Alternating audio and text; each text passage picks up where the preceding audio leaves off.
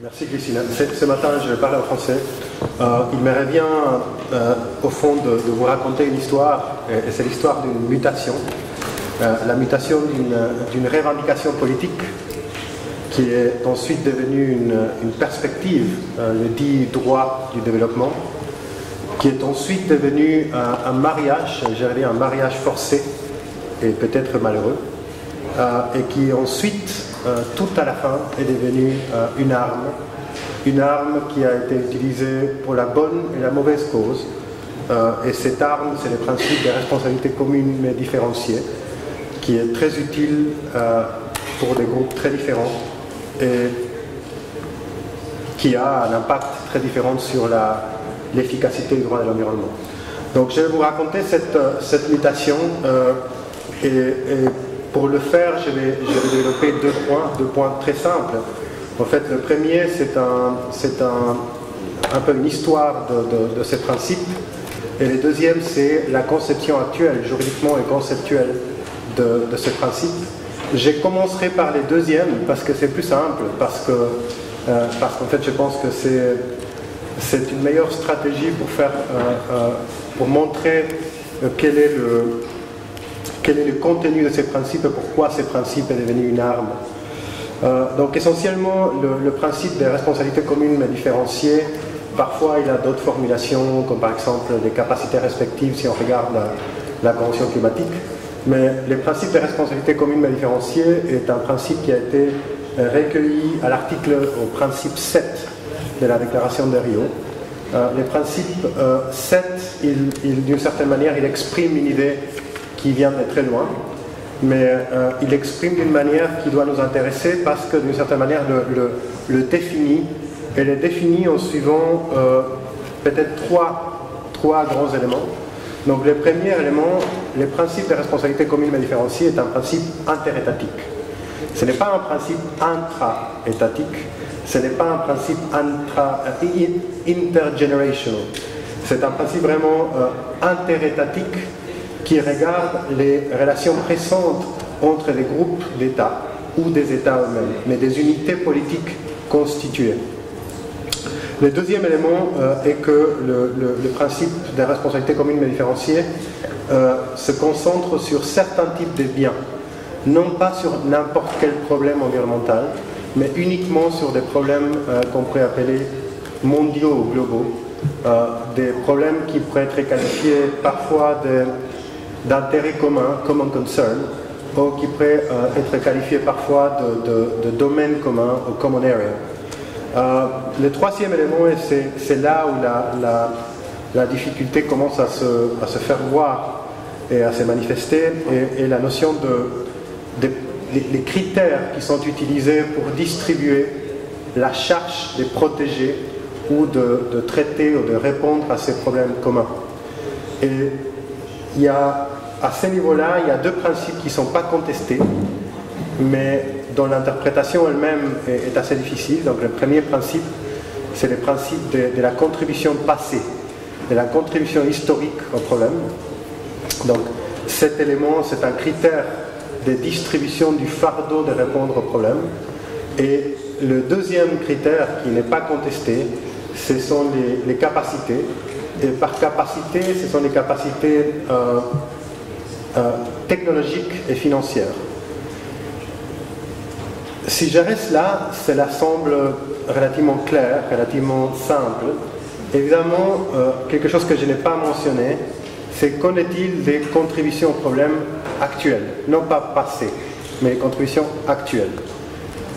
En ce qui concerne les capacités respectives, qu'en est-il d'un État qui est dans une situation où il contribue beaucoup actuellement au problème, mais non pas de manière aussi importante dans le passé, et qu'actuellement a de plus en plus de capacités d'y répondre. Dans quelle mesure cet État serait du côté de responsabilité commune plutôt que du côté responsabilité différenciée.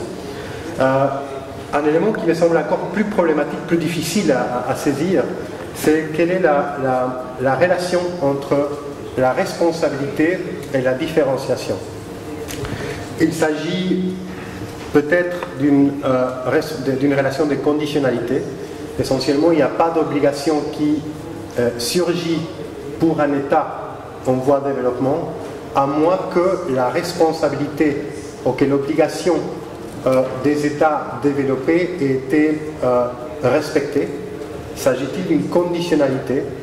S'agit-il simplement d'une justification, à savoir les deux obligations des États développés en voie de développement surgissent ensemble, mais les États en voie de développement pourraient invoquer le fait que les États développés ne remplissent pas leurs obligations de manière complète pour ne pas eux-mêmes remplir leurs obligations de manière complète.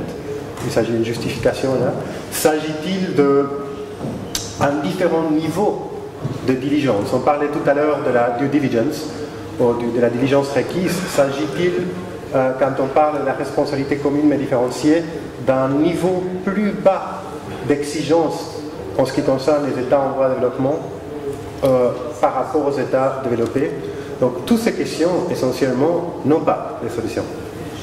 N'ont pas de solution. Et pourquoi ils n'ont pas de solution? Simplement parce que cette arme a été forgée pour que ces problèmes n'aient pas de solution. Elle reste de manière ouverte. Elle reste de manière ouverte pour que ces principes puissent être utilisés comme une arme. Pour que ces principes puissent être utilisés pour nuancer d'autres principes. Donc pour comprendre pourquoi cette arme a été forgée de cette manière-là, il faut comprendre l'histoire. Et je me tourne vers l'histoire et je finirai par là. Donc je ne ferai pas trop long, je pense que j'ai encore 2-3 minutes. Donc la question, il faut la reposer dans l'histoire du droit international de la deuxième moitié du XXe siècle. Donc essentiellement dans les années 50 et 60, c'est le début de la décolonisation et c'est l'émergence du droit du développement qui est fondé sur des déclarations et des résolutions de l'Assemblée générale des Nations Unies qui désormais est à majorité, est composé d'une majorité d'États en voie de développement ou nouvellement indépendants, qui adoptent toute une série de résolutions et qui visent à véritablement utiliser leurs propres ressources pour leur propre développement. Donc il ne s'agit pas du tout de l'environnement. On regarde l'environnement avec les yeux des ressources naturelles. Et quand on regarde l'environnement avec les yeux des ressources naturelles, toute tentative de limiter la possibilité d'exploiter les ressources naturelles est mal vécue. Et c'est ce qui arrivera très très vite en 1972 à la conférence de Stockholm. Pour la petite histoire, Richard Nixon, quand il fait campagne présidentielle et est élu, a reçu le conseil de ses conseillers politiques d'utiliser la question environnementale comme une question apolitique, une question simple pour se rapprocher de l'Union soviétique, pour obtenir des votes du mouvement environnemental naissant aux États-Unis. Évidemment, il va se rendre compte très très vite, en 1972, même avant, 2 ans, 3 ans avant, que la question environnementale est extrêmement politisée, parce qu'elle revient essentiellement à questionner tout l'effort des États en voie de développement et nouvellement indépendants de questionner le droit international tel qu'il avait été reçu. Nixon se rendra compte de cela et à fur et à mesure qu'on avance dans les années 70 et 80, on essayera, comme on disait hier, de nuancer la notion de développement. Donc on acceptera que la prééminence revient au développement, mais qu'il faut limiter le développement avec certains paramètres. Et c'est cette espèce de concession des États développés et du mouvement environnemental à la cause du développement qui fera qu'en réalité ces deux forces en présence se retrouveront dans une espèce de mariage forcé au début des années 90. À la conférence de Rio, il y a cette euphorie de la fin de la guerre froide, avec des nouvelles ressources, avec une nouvelle administration américaine qui semble plus ouverte à la question environnementale après l'administration Reagan. Et il y a même la France qui va proposer de donner, je pense que c'est dans l'année 1989, 100 millions par année pour développer la cause environnementale des États en voie de développement.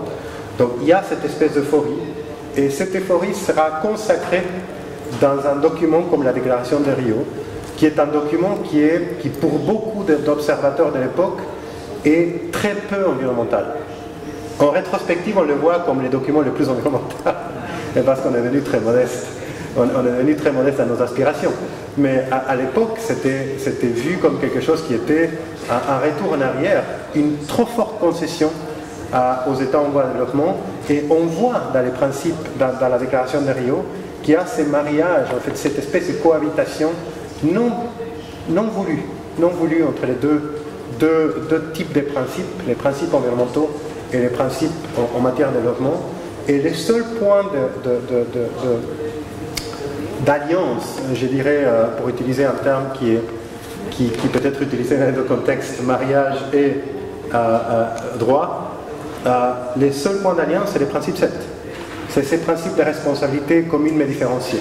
Et comme je disais, ces principes 7, il a l'apparence d'avoir une définition claire, mais il introduit une espèce d'ambiguïté incompressible, un peu comme si on parlait en mécanique quantique du principe de Heisenberg, du principe d'incertitude, qui est quelque chose qu'on ne peut pas exclure, qui dans l'essence même est d'être un mécanisme incompressible d'ambiguïté, qui, s'il n'est pas manié avec beaucoup de précautions, peut mettre en péril tous les principes environnementaux. Pourquoi? Parce qu'il y a deux lectures de ces principes, enfin il y a beaucoup de lectures, mais il y a deux lectures de ces principes de responsabilité commune et différenciée. La première lecture est celle d'un principe parmi d'autres principes. Cet principe, je pense que cette lecture, on peut l'accepter, on peut même le concilier avec l'idée d'impact mondial. La deuxième lecture est beaucoup plus dangereuse, à savoir une lecture transversale. Ces principes comme une nuance introduite à tout autre principe, quelle que soit la formulation de ce principe. Donc un droit à un environnement sain, un droit à l'accès à l'information, un droit à la participation, un droit à l'accès à la justice, tout cela serait nuancé selon le niveau de développement des États. Vous voyez le danger de cela, c'est-à-dire qu'on peut discuter de la formulation des quels que soient les principes, et il y aurait toujours une espèce de réserve implicite, elle-même très ambiguë, parce qu'on ne sait pas s'il s'agit d'une condition, d'une justification, ou simplement d'un nivellement vers le bas. Donc c'est cela tout ce que je voulais partager, mais je suis ravi de répondre à la question plus tard. Merci.